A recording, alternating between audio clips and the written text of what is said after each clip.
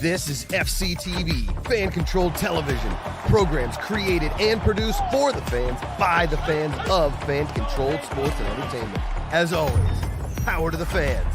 And now, it's time for the show. Don't cause a ruckus. We talking that talk, just spitting them facts. We setting them traps and cracking them back. We got all the news, we know all the stories. We start from the bottom, rise up to the glory. We say what your local reporters can't say. We break down the X's and O's on the play. It's AJ, King, Khah and Jose Ruckus. We call it right on the first take and they love us. Yeah, we the best when it comes to sports debate. Find the podcast and let it play. If we get you in your feelings, that's okay. AJ and Jose send you on your way like, bruh, don't cause a ruckus. We just call it how we see it, big bro. And that we will always. What's up, Internet? Welcome to Don't Cause a Ruckus, the sports debate show that tries not to take itself too seriously. I am your host, Jose Ruckus, and joining me, not as always, McKenna May. Hi!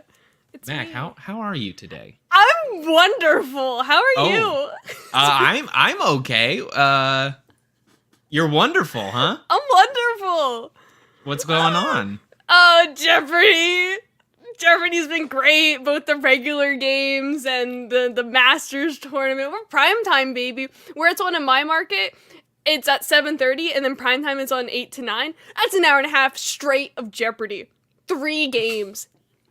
The best time ever. Sounds like you're in paradise here, Mac. We'll talk more Jeopardy later on in the show, but we got a lot of stuff to talk about today, McKenna. A lot. I want to start it off with last night's NBA playoff game between the Miami Heat and the Boston Celtics. The Celtics were down 0-3 in Miami. This is the second game in Miami. And they were able to pull this one off. They were able to get a game in the series. They'll be going back to Boston 1-3. I got to be honest with you, Mac. I think it was good that the Heat lost last night. Oh, yeah? I think it was a strategic move for the Heat to lose this game last night. And I'll tell you why, McKenna. The Heat are going to the finals. They've been dominant in this series. They went up 3-0 against this team. They should be able to close this thing out if they continue to play the way that they've been playing.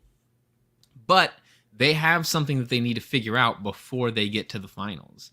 Tyler Hero, one of their star players, he's been out since the first game of the playoffs when they played against the Milwaukee Bucks. He broke a finger on his shooting hand. So he's been out. He will be ready to go by the time the finals roll around. But there's an issue, McKenna. The Heat have been so good defensively. It's one of the reasons they've been able to go through these teams very aggressively. Tyler Hero is an amazing offensive player. He's probably the weakest player on defense. So the Heat have to figure out how they're going to work Tyler Hero back into this rotation when he comes back.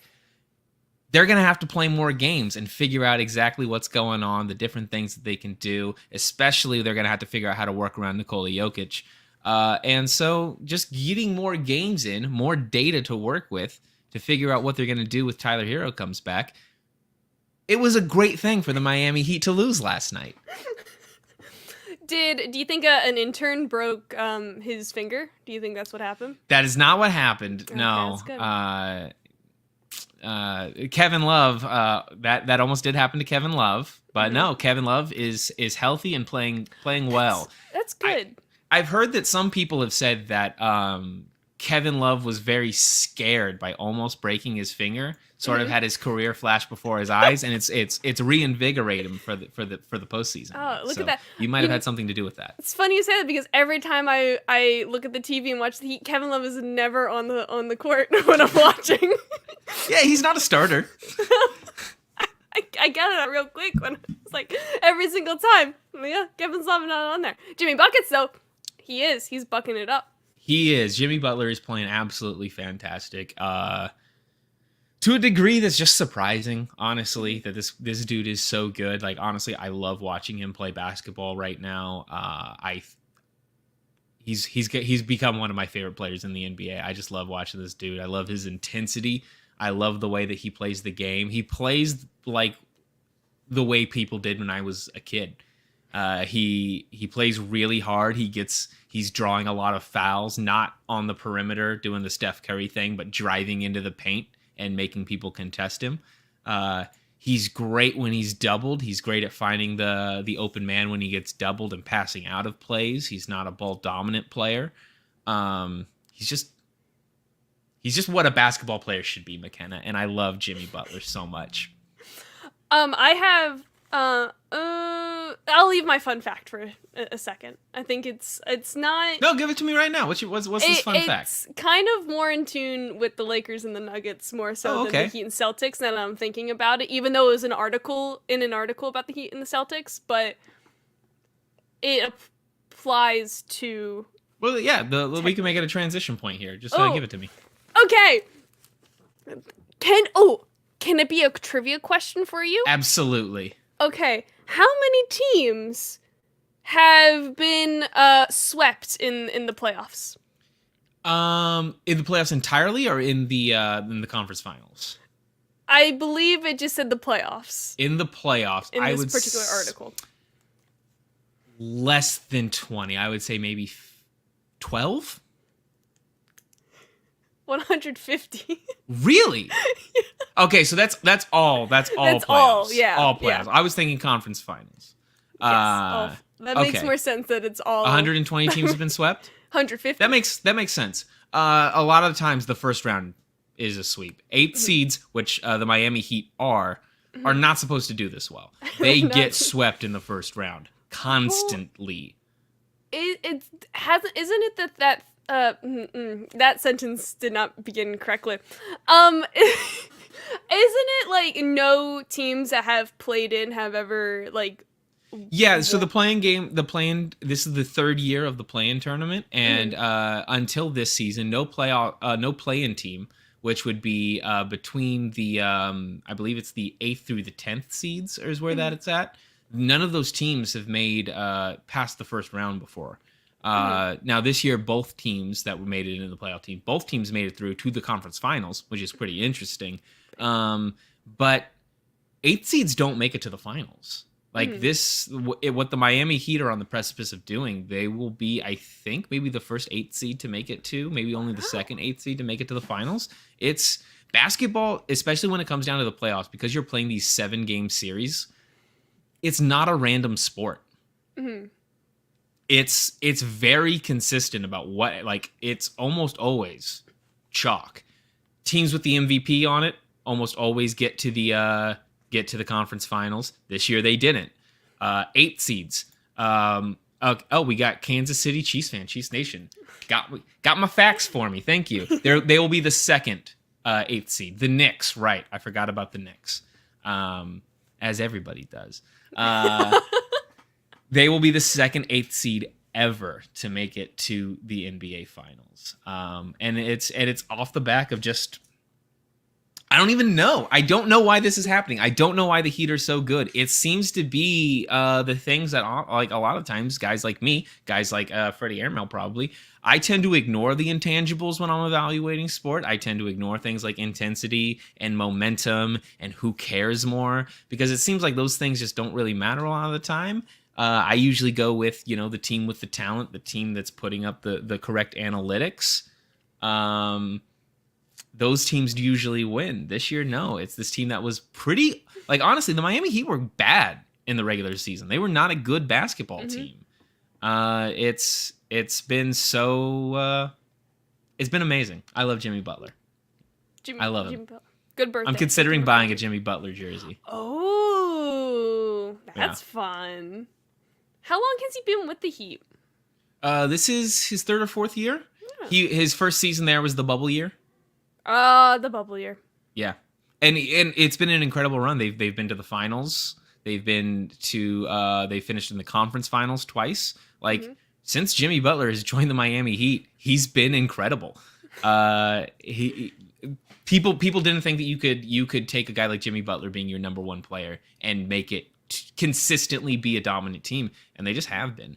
It goes to shout out to how good Jimmy Butler's been, and Eric Spoelstra being probably the best coach in the NBA right now. But we're talking about teams getting swept, which unfortunately did not happen for the Miami Heat last night. But The Los Angeles Lakers, Mac, got swept by the Denver Nuggets. This is what you expect to happen with an 8th seed, right? An 8th seed plays a 1 seed. They get swept in the conference finals. This is normal basketball. Normal basketball. Mac, your dad's a big Lakers fan. How's he feeling about he's this? Still crying about it. Yeah. Devastated.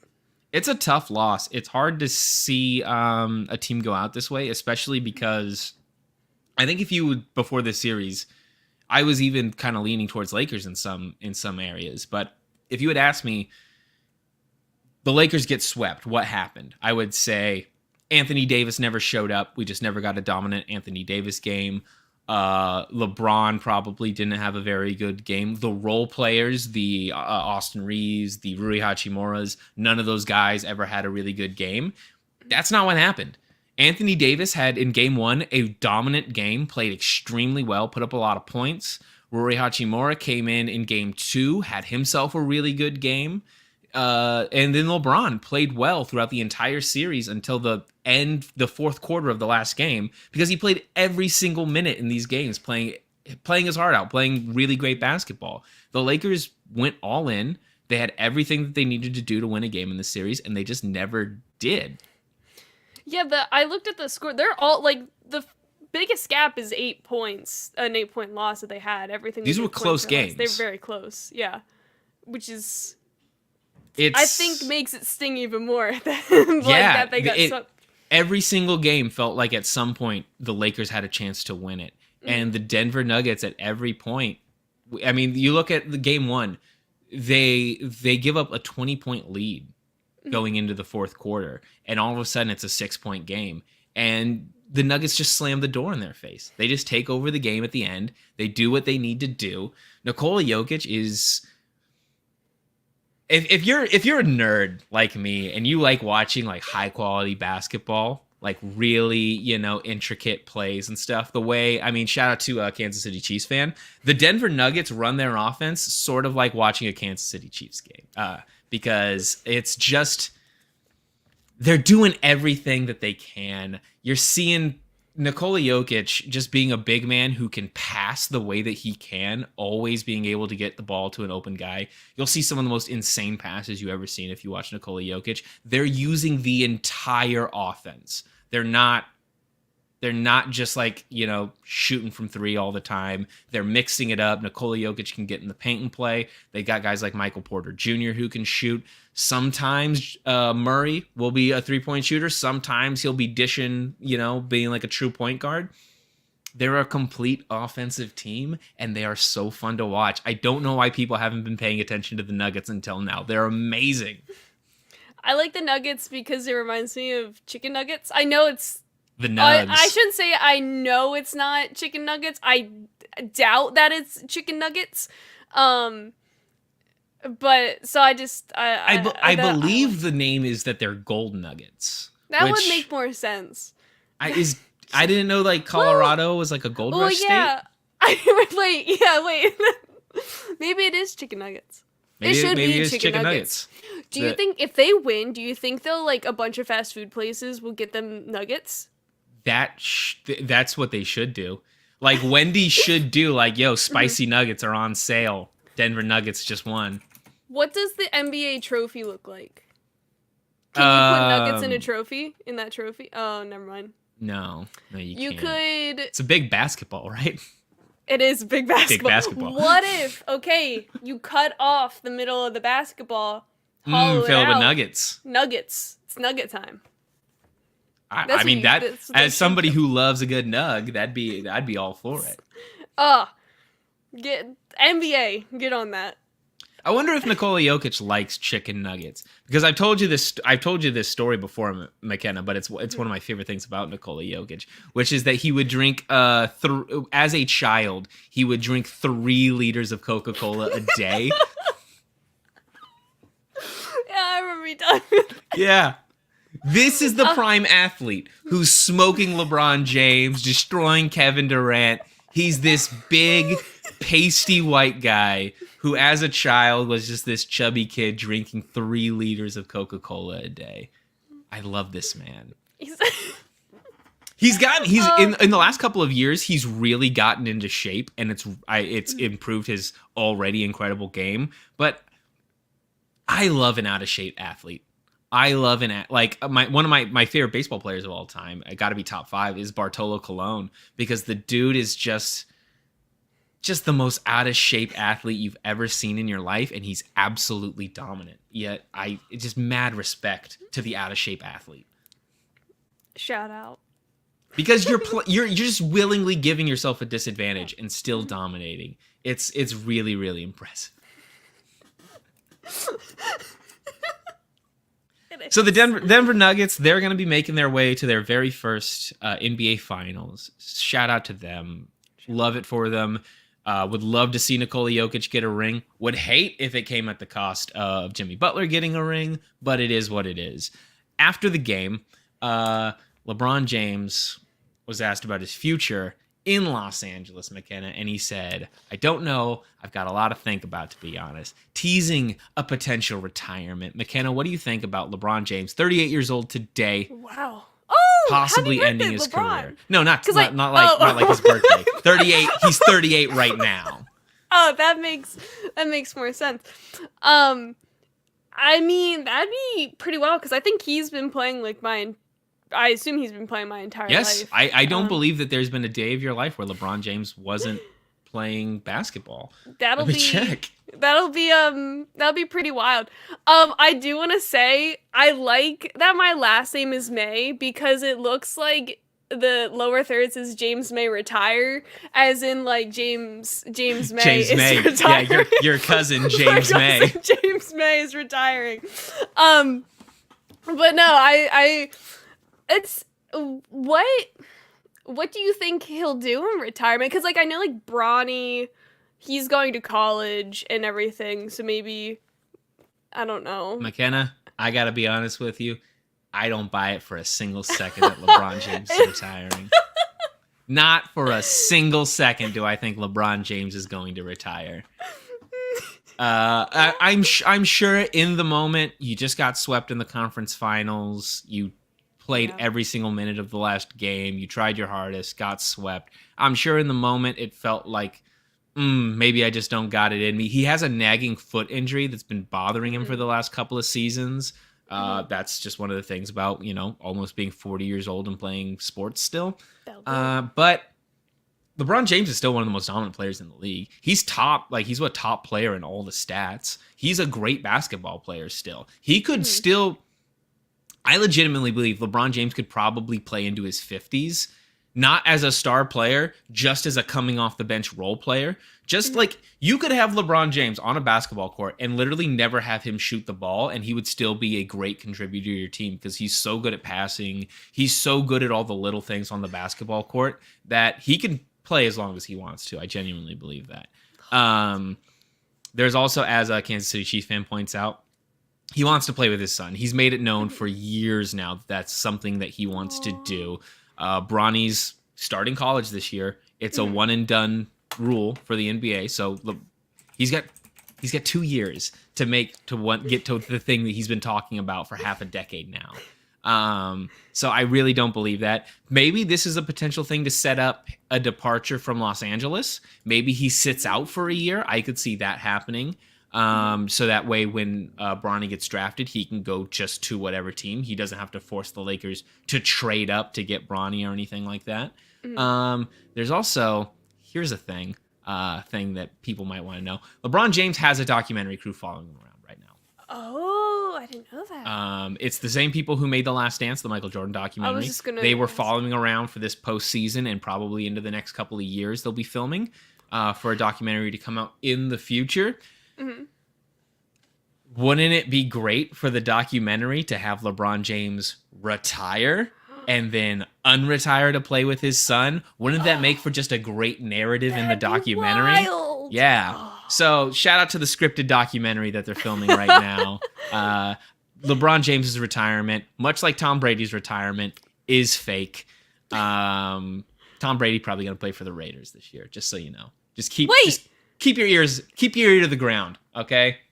Oh my. Keep your ear to the ground. So, wait. Hold on. I'm gonna touch on Tom Brady for a hot sec. So like he announced his retirement last year, came out of retirement, and then So here's the deal. Here's the deal. His first retirement, fake retirement. Fake retirement. Wasn't actually retiring with the Tampa Bay Bucks.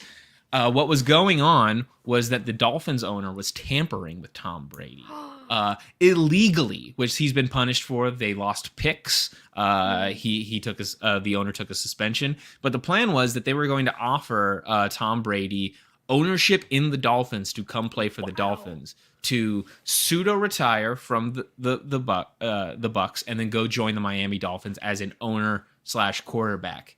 And then what happens this year after this retirement from Tom Brady? He's given ownership stake in the Las Vegas Raiders, a team that reportedly he really wanted to go to when he left the New England Patriots. Whoa. And the quote that came out famously of calling "you're gonna go with that motherfucker over me." It's since been almost confirmed that he was talking about Derek Carr, the Raiders quarterback. Mm-hmm. Derek Carr no longer with the Raiders, so keep your ear to the ground, okay? Don't believe the lies. Don't believe his lies. Okay, noted. Tom Brady, he's now an owner. He's given ownership of the Las Vegas Raiders. He owns the Las Vegas Aces too, by the way. Shout out to them; they're awesome. He's going to come out of retirement. He's going to play quarterback for the Raiders this year. Book it. I'm telling you. Book it. Book it. There, you heard it here first. Breaking news. Speaking of quarterbacks moving teams, McKenna, this is a big deal that's been going on today. A lot of articles written about this. The Seattle Seahawks have issued a new player, number 3. They'll be the first player. It's a defensive back, I believe an undrafted guy. Be the first player to wear number 3 since Russell Wilson left last year in a trade to the Denver Broncos. And Denver Broncos fans are really upset about it. Oh, wait. I read everything about it, but that apparently. Yeah. Why? So this was written on a couple Denver Broncos blogs today, but they think that Seattle should show respect to Russell Wilson and essentially retire the number now and not let anybody else ever wear number 3 again. To which, as a Seattle Seahawks fan, I say, get bent.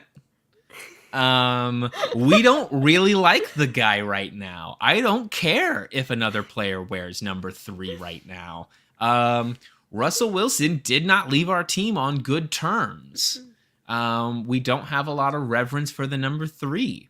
Now, when he's done, when his career is over, maybe we can talk about retiring it. He's, second best quarterback in our franchise's history, first quarterback to win a Super Bowl.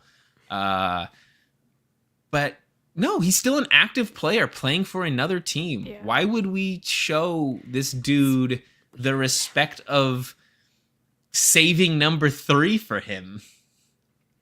Yeah, it's not. No, not good. Not good. Yeah. I mean, I've seen other people also talk about this, but I mean, just the reaction it's getting from around the league that they would dare give this number to another player from a player who literally betrayed the franchise. I just it has to be said. A lot of people don't understand the way that Russell Wilson left the Seahawks, promising us multiple times, year after year, that he was requesting a trade, but no, he actually wasn't requesting a trade. That wasn't actually happening. He didn't want to leave Seattle. He was never going to leave Seattle. Lies. All lies. All lies. So yeah, get bent. I don't care who wears number 3. Are you the type of person to hold grudges, McKenna? Oh yeah. You can be petty. Oh, all the time. Because yeah, I can be, especially when it comes to sports stuff. Where let's just be honest, the stakes of me caring about Russell Wilson very low. He doesn't know that I exist. He may never know that I exist. So me not liking him very much, extremely low stakes.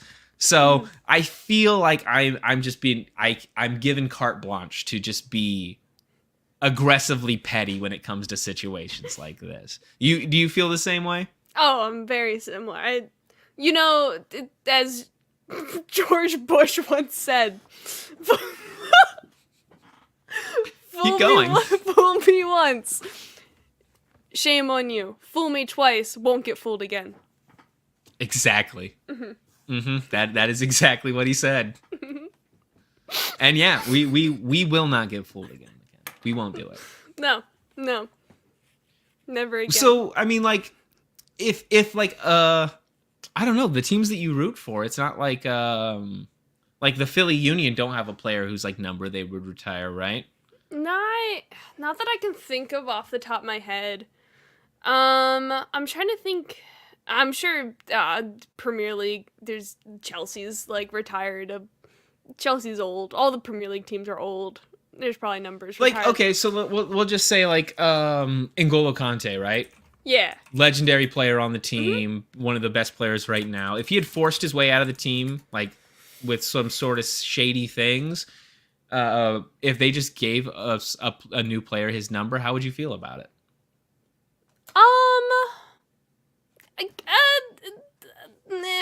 It's a number. Sure, yeah. Have it. Like, I couldn't tell you. I mean, I'm already pretty bad with numbers, but, like, I couldn't tell you his number off the top of my head. Like, I can 15? Maybe. Like, I can tell you Messi and Ronaldo's, and, like, that's it, really, I think. Mason Mount's 19, maybe.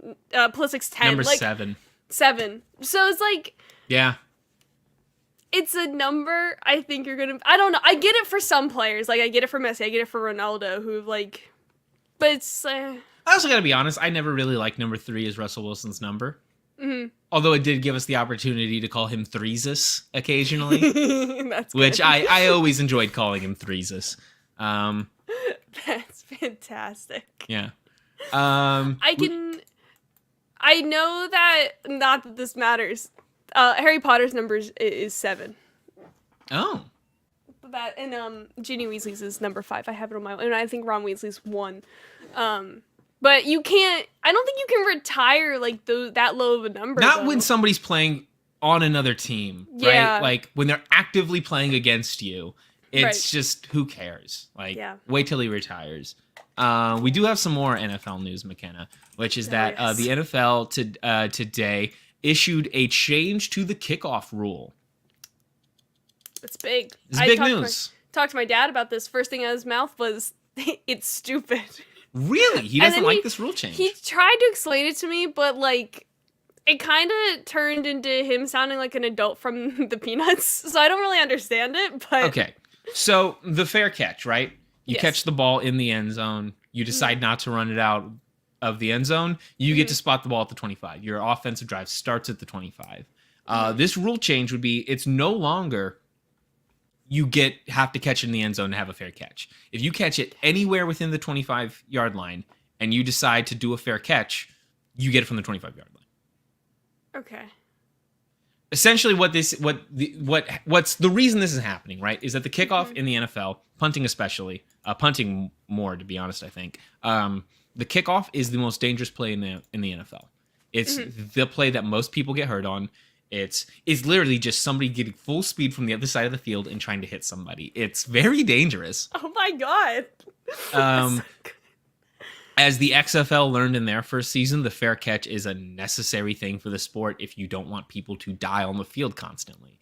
They frown upon that. Yeah, it's not something you want typically. No. And so I think that the fair catch rule, encouraging more teams to fair catch more often and encouraging the defensive teams to just give the other team a fair catch. There's no point in trying to kick the ball real short or anything like that. I think it's really good for the game because it's just going to reduce injuries. Kickoffs aren't even entertaining plays. Like, there's always the excitement that people think of that running the ball back on a kickoff, right? Catch the ball, score a touchdown right then. Thing is, it basically never happens. Almost any time somebody thinks of a great kickoff return, they're actually thinking of a punt return. The kickoff return, it's so rare. It almost never happens. It's way more likely to happen on punts. And so I think that just encouraging as many fair catches as possible is good for the game. I've often lobbied to just get rid of the kickoff completely, like we do in FCF, and because we don't like kickers around here. No kickers. No kickers. Yeah, football kickoff. I don't know. I think for me to completely grasp it, I would have to see it, like visually see it and be like, oh, okay, I'm caught up now. It is a little bit confusing. But yeah, Freddie Airmail, step in the right direction. Yeah, absolutely. The thing is, I don't think we're going to actually see it in action very much because it's going to be such an inconsequential play that they might not even show it on TV most of the time. Because it's just it's pointless. It's this weird, like the NFL is the only like league I can think of that has an entire play that's just about changing possession. Like basketball, the other team just gets the ball, they put it into play. Yeah. Baseball, you just switch sides, right? It's an entire play. So You're running an entire play, the only point of which is we're giving you the ball now. So theatrical. It's completely pointless. It's so weird. Just have the team start at the 25-yard line. Oh, no. McKenna, we want to talk about the other football for a little bit. Because you're rocking your Three Lions jersey right now. I am. The squad announcement for qualifiers for England went up today, so got it. Any exciting names in there? It's the usual. Tyrone Mings is back, which is pretty exciting. A guy from Brighton got called up. The Bees. The Bees. And oh shoot, I don't remember where he's from, but he got called up. He was in the under 20 squad, and he got his first call up, which was nice. So, Freddie Airmail asked a question: if baseball had a play that was all about changing possession, what would it look like? Question. So the catcher has to give the ball to the pitcher somehow. Okay, so the way it works, right, is that each inning starts with the pitcher at bat, and the catcher has to throw a pitch to the pitcher. Yes. And it's just an extra batting opportunity every single inning. That's amazing. That's great. Yeah, put that in. McKenna, Erling Haaland just won the Premier League. Yes, he did. 22 years of age. Absolutely wild. It was big. So of course Man City won the title after Arsenal fell to Nottingham Forest, which is rough for Arsenal. So Man City have enough of a point thing. I don't remember what that name is called. There are still games being played, but there's one more. The league has just been decided. Yeah. I hate the way the Premier League works. Because I think, did they have the trophy ceremony when they played Chelsea as well? I thought I saw pictures of like them with I know they had an honor guard, but it looked like they had like the trophy with the blue ribbons and everything on them when they played Chelsea last weekend. And it's like, leave it. It's 1 week away. Just wait until the end of the season. Yeah, I think you're gonna be okay. It's also another fun fact. The three clubs that were promoted for this season from the championship last season, they all stay in the Premier League, which is only the fourth time that has happened. Wow. In Premier League history, which is pretty fun. Southampton will be relegated. Leeds and Leicester City are currently in the relegation zone. However, there's only a 2-point difference between those two teams and Everton. So essentially, Leeds and Leicester City both have to win in order. Oh wait, no, excuse me. I don't know. Math is hard, but Everton could be relegated. It's very confusing. Yeah, Everton's never been relegated before in the Premier League. They've always been in the Premier League, and they've been fighting all season, essentially just to not last be. Season. Yeah, it's come down to the wire for the last couple of years about whether they're going to get relegated or not. I don't know how to feel about it. I don't know if I want them to be relegated or not. It's definitely really interesting. I think because I was talking to one of Tom Dack, shout out to Tom Dack, about friend of the like show. friend of the show, because Jordan Pickford is like England's goalkeeper, and it'd be interesting for him to still I would assume he would still be, but he would be a championship team. Like, he would be the only... Yeah, a player playing in the person- second tier of the league who's the goalkeeper for the national team. That would be really strange. Yeah, because for some reason, like, Jordan Pickford's, like, on something when he plays for England, but, like, doesn't do anything when he plays for Everton. I don't know. Yeah, I mean, it's a Harry Maguire situation, right? Yep. Where he's terrible, depending on what league he's playing in, or... There's a lot of players who seem to be like that. Like Christian Pulisic in an America jersey is just a completely different player than him playing in the Premier League. I forgot that Harry Maguire was an England player. I thought he was some movie character. And I was like, I don't know who this is. And then Harry Maguire. The guy with the big blocky head. Yeah, cement head. Yeah. That's... Yeah, I don't head like a cinder block. I try so much not to think about him. That's like, it didn't even cross my mind when you said it. But yeah, exactly. Sorry, now I'm going to go back to what you just said. Yeah, Maguire on something when he plays for England, and then he like has no minutes with Man U, and it's just there's some players who are just elevated by the jersey they wear in that sport. It's so confusing to me. I mean, actually, I mean, just like to have a bit of a parallel, Carmelo Anthony, the basketball player, just retired. I mean, I say he just retired. He's really hasn't played basketball at all in the last year. He's been effectively retired for the last couple of years, but he announced his retirement. A great scorer, an all-time great scorer, sort of an incomplete basketball player, but a great player nonetheless. Very little NBA success. Didn't win a championship ever. I don't.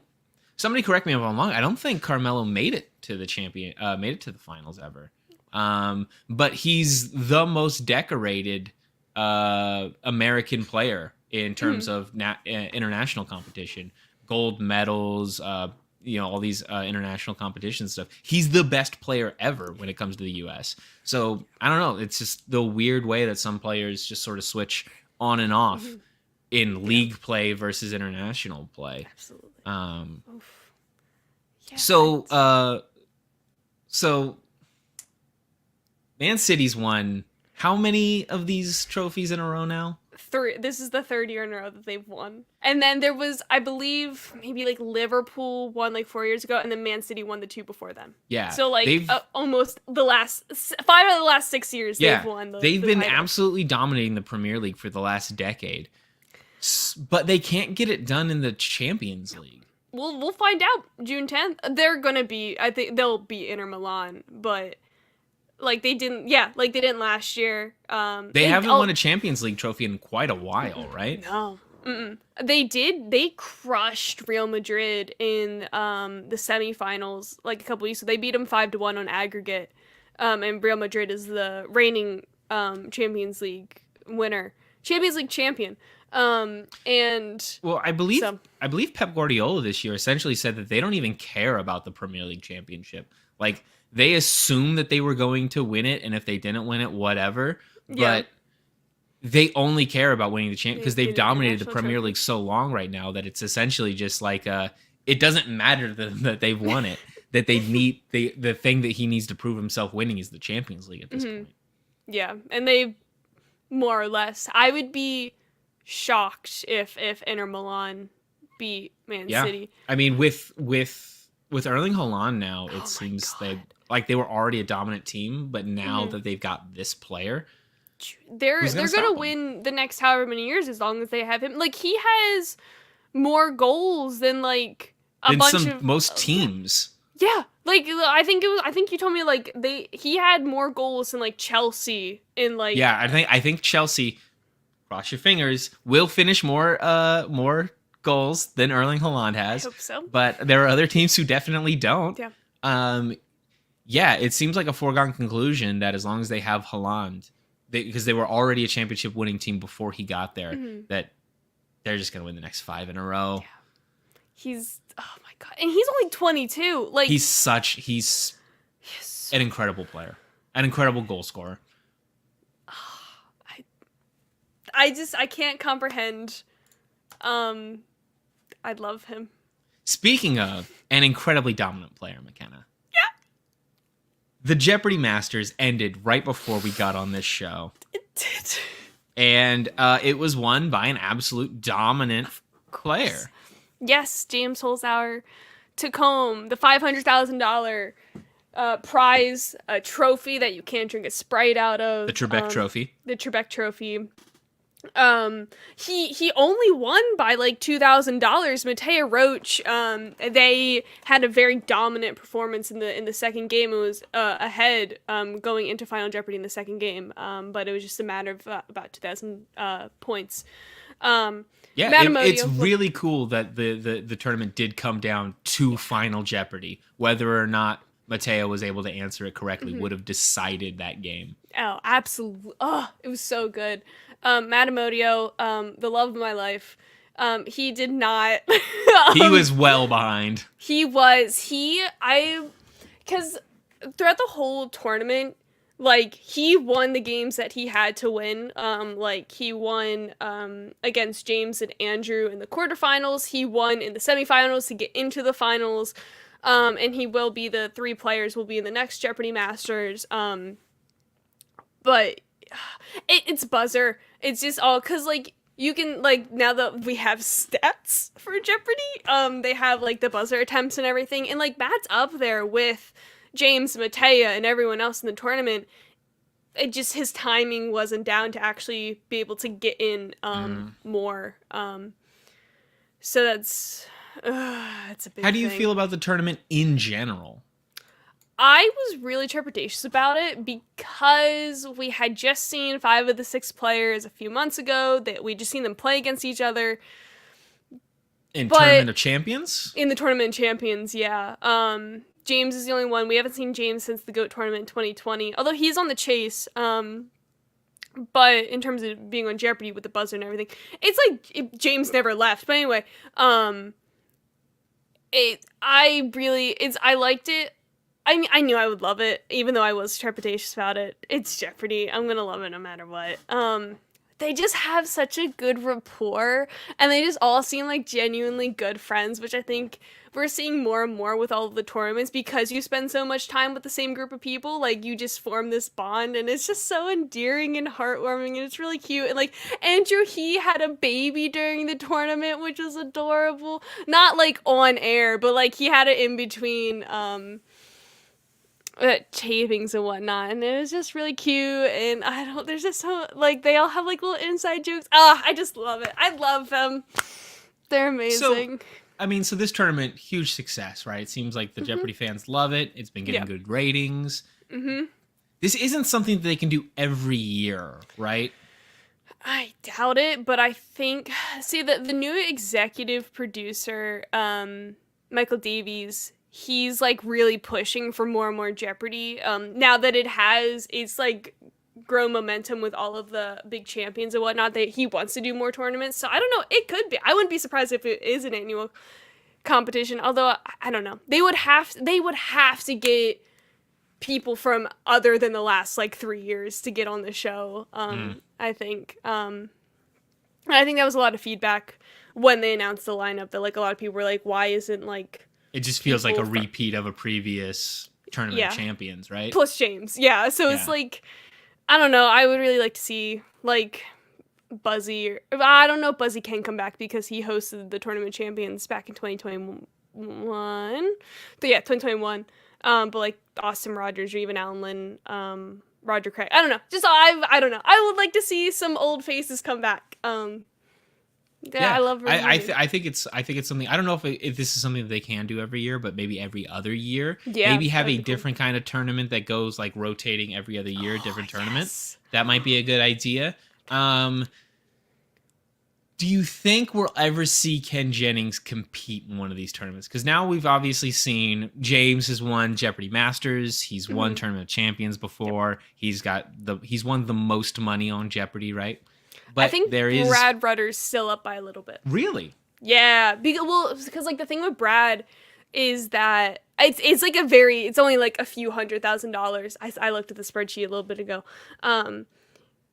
But Brad never lost until the GOAT tournament. So like he won All Stars, he won the tournament, he won all of the tournaments he had been in, and it just accumulated. Well, it feels like if Jeopardy Masters continues, it's gonna be he'll get there. But he still has one guy that he hasn't beaten yet, right? Do you think we'll ever see a rematch between Ken and Brad?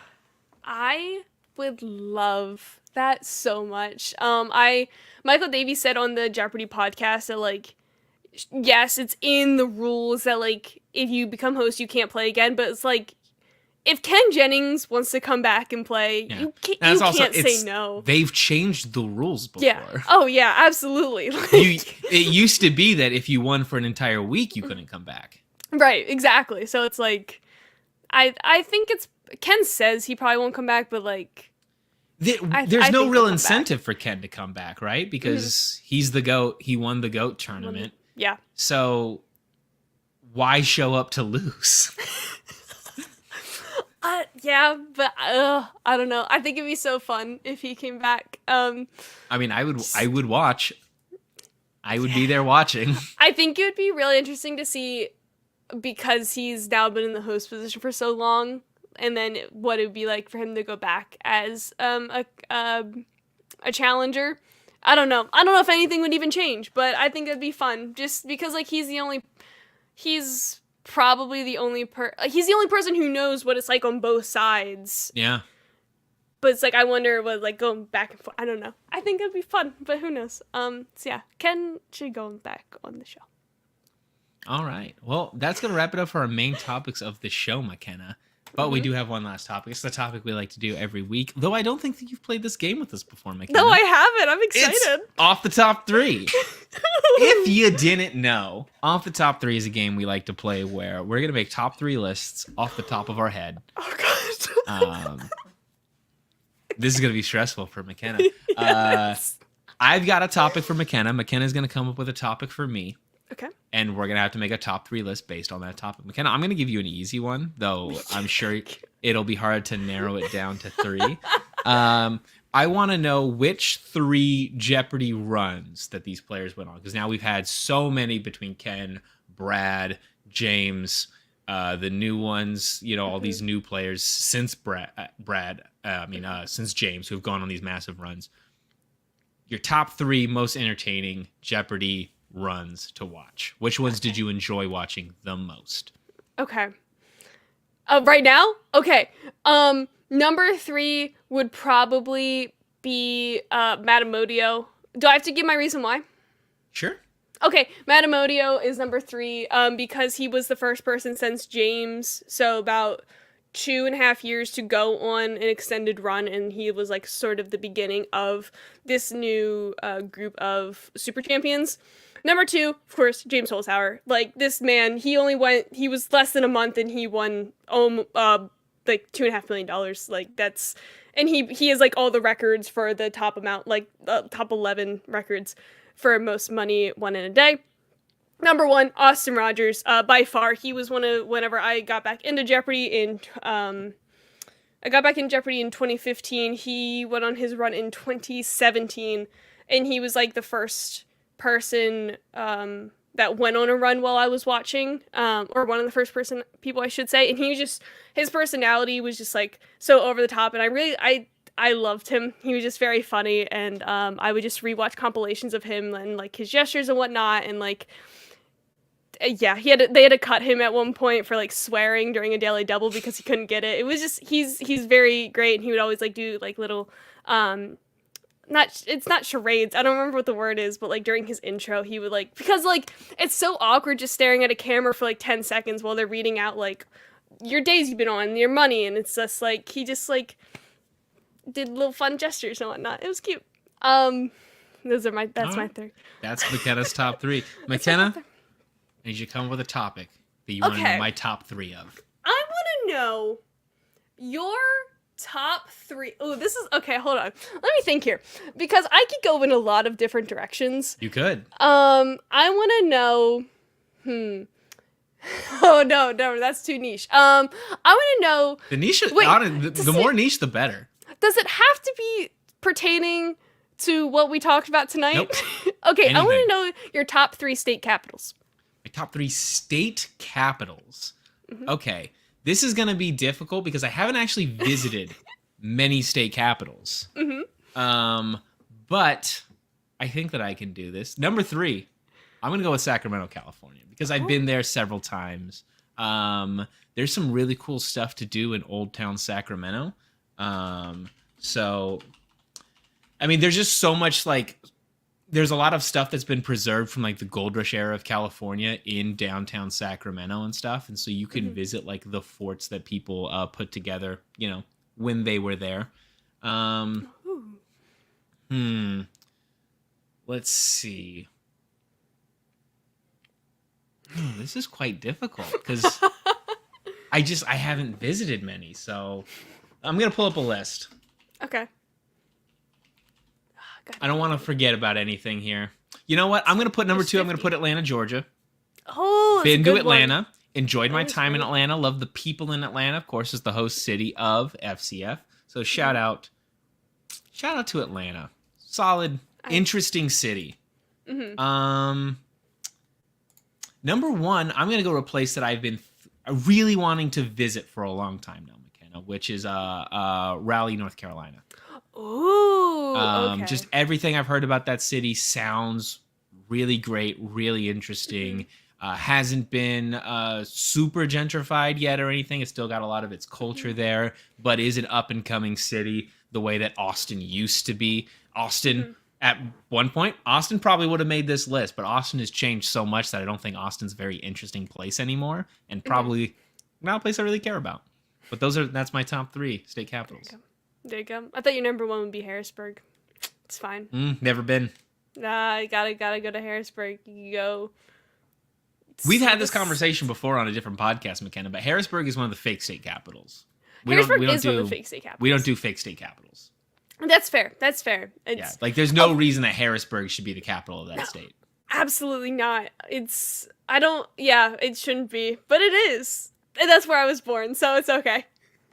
Topeka. capital of my heart. That's Ooh. interesting choices there, Jason. Never been to Kansas. Don't plan on going to Kansas. So, no, Kansas? Topeka will not make my list. Though, Topeka, good song by the band. I can't think of who sings that song. But good song, Topeka. Kansas is a band. Does Kansas sing Topeka? No, they sing Carry On My Wayward Son. They should also sing Topeka. That'd be fun. That would be fun. But that's going to do it for Don't Cause a Ruckus tonight. Thank you, everybody, for stopping. BC Lion, Jason Wright, all you wonderful people. We live every Wednesday, 6 p.m. Pacific time, 9 p.m. Eastern time. So make sure you check it out. You can watch it live on twitch.tv/fancontrolledsports or on the YouTube. It also goes on as a podcast the next day on the Fan Controlled Podcast Network, or just find it on the YouTube Fan Controlled Sports. But until next time, keep the ruckus to a minimum.